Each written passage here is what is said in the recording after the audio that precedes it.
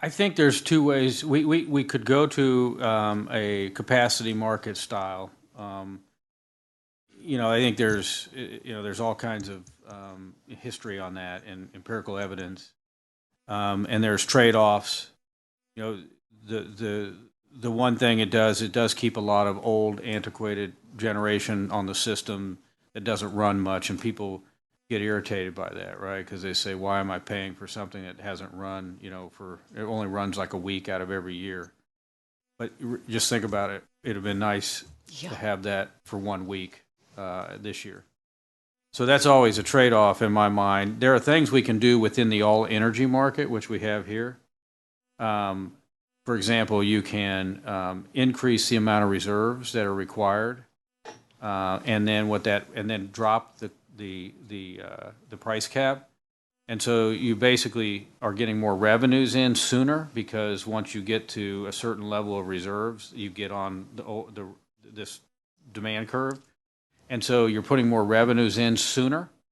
That's a way to do it. It's a construct, but let's just admit when we did the operating reserve demand curve, it was a construct.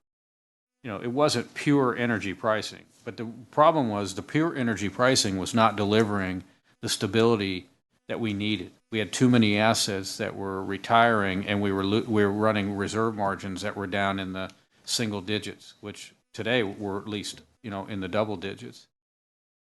So I do think there's ways to do that. And then on fuel security, you can have a specific product for fuel security. So you can add that. So there's a number of things you can do inside the current structure that can make it work, and that can reduce the volatility.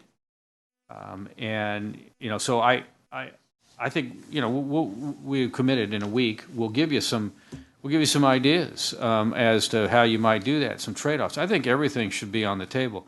And the last thing you have to talk about, which I don't think is the right thing to do, because I've been in both worlds, is to re-regulate. But you can't ignore that, right? You can't. No, you can't you ignore could you that. could re-regulate this thing.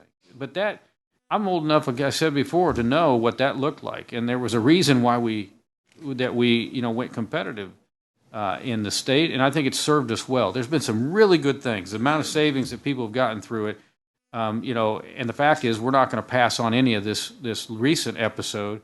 I still think it's in the best interest of the customer to be able to choose their supplier. So I'm not advocating that, but I don't think we can just turn our back on every idea because we had an event that should have never happened, and the depth of it was unacceptable.